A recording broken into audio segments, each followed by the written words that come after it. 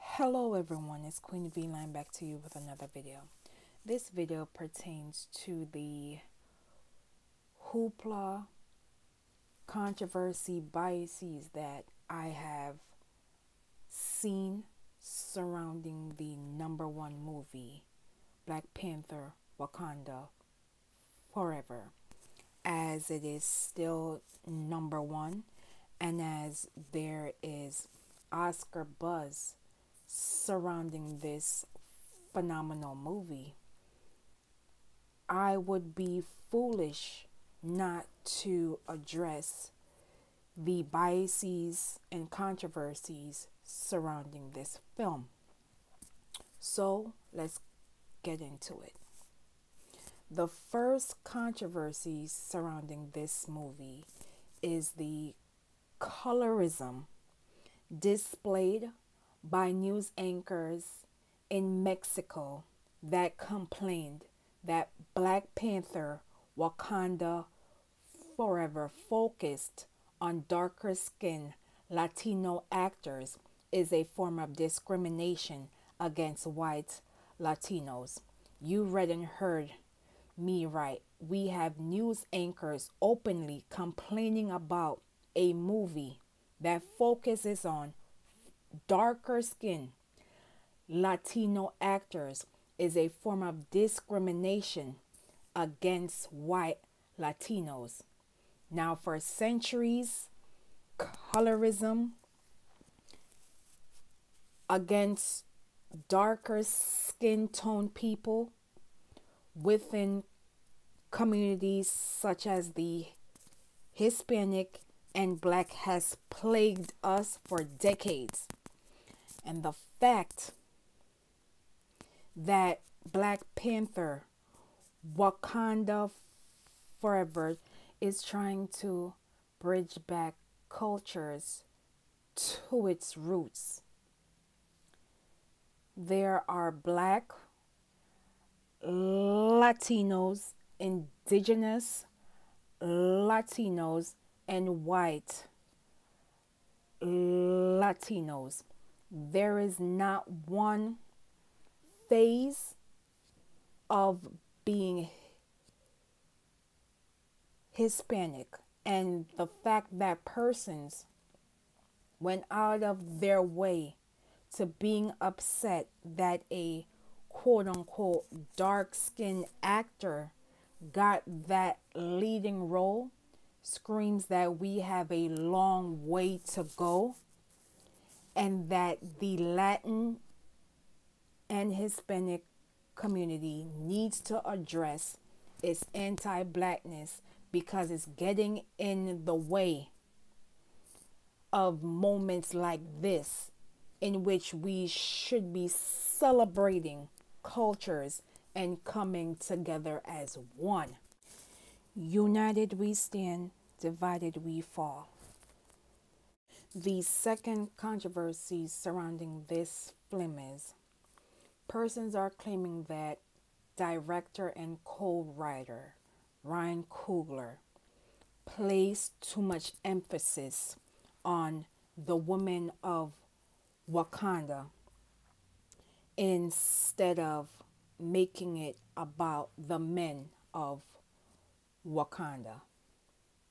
I'm very confused because in the first movie, Black Panther, King T'Challa had women around him, from his mother, his sister, his partner, and his general.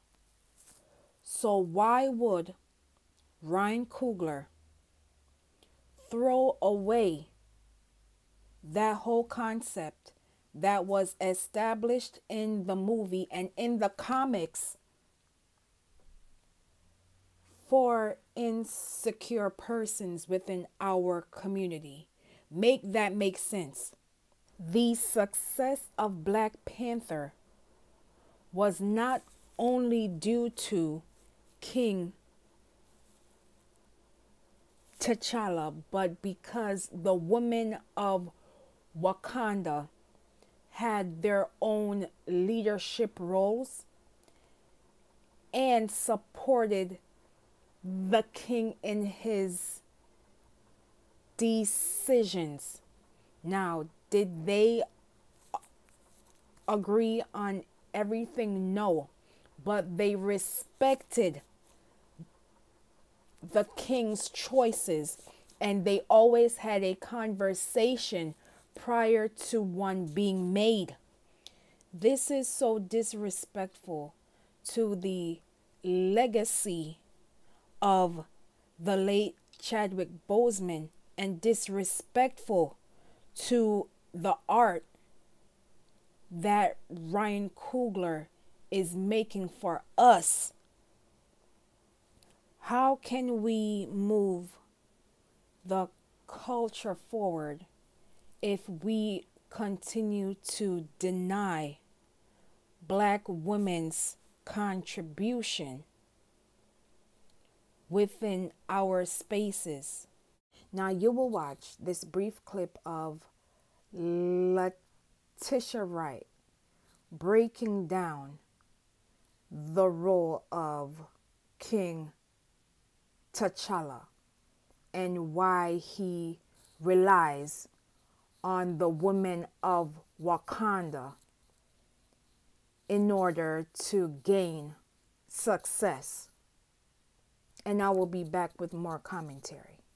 Being in Wakanda Forever, I'm seeing a reoccurring theme of empowerment for women. Yeah. I guess for you, being at the forefront of that, you know, between the first Black Panther and now, Yeah. you know, I was discussing with my sister when I went to go see it. I was like, her role has pushed her into a position now where it's a lot of weight on Shuri's shoulders. Yeah. Because a lot of us walked into the movie not knowing what they were going to do, you know, Yeah. after, you know, what happened and how they were going to reconnect after Chadwick's passing. Yeah. So to see that you were obviously catapulted to a position that obviously reflects empowering women, but at the same time it's pressure.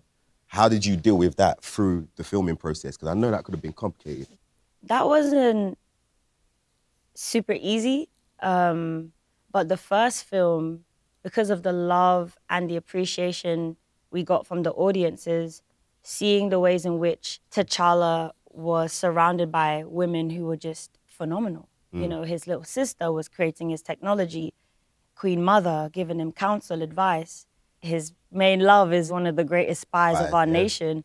His general is the best warrior of our nation. So that was like the stepping off point of inspiration for this film. It was just an opportunity to express the love that I have for Chad. And it was an opportunity to do what I always wanted to do, which is inspire, especially for us as Black women. You know, I wanted us to see ourselves in ways that are different, that's empowering, that's impactful. When that opportunity came for this, it was bittersweet because, you know, I'm missing my brother. I want him to be here. But at the same time, I have to honor him with my role. I have to honor him with my character and my talent. And I have to do something that can make so many women around the world proud. So it baffles the mind that persons within our community are upset that Black women are the center of attention. You are literally dismissing the legacy of the late Chadwick Boseman, and you are dismissing the legacy of King T'Challa. When they went to the United Nations, the king carried 3 women with him, not men, women who could handle themselves and who would have protected the king if needed. This man was literally fighting for his life and ensured that Black women were not only seen but heard. And to hear the venom coming out of persons within the community, it is disheartening because Chadwick put so much work into this role. and ensured that we were seen and heard. Thank you, King. Why would Ryan Coogler then dismiss the women of Wakanda if they are the ones protecting, aiding the king and its kingdom? I truly believe that there are persons within our community that do not like when black women are getting shine or successful or being a center of attention. This is the same foolishness that occurred during the success of the Woman King. Now you will watch this brief flashback and I will be back with more commentary. I feel like persons are trying to find any excuse to deny black this women art in a positive because light. they don't want black women to succeed. I said it. There are persons within our community that don't want to see black women succeed or black women being the center of attention. So they find any and every excuse to boycott a movie. I have never seen so much venom. We claim that we want to preserve the legacy of Chadwick Boseman. Part of that legacy is allowing black women to shine. That's why this movie is so successful, because women are allowed to find their own voice. And if some of us continue this bashing of black women, we won't get to see more stories like this where we are all connected. I want us to be mindful that persons are watching how we react to these positive images.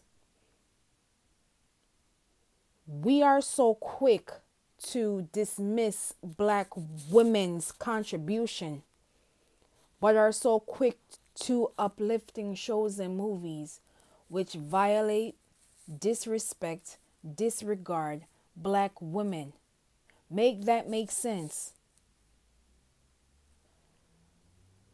I think some of us need to do some inner personal work and not projecting our insecurities onto persons within our communities. It is hurtful and it has a domino effect in the long term. I thank you for watching. Tell me in the comments below of what you think of these recent controversies surrounding Black Panther, Wakanda Forever. Don't forget to like, comment, and subscribe. Please be safe out here, and I will see you in the next video.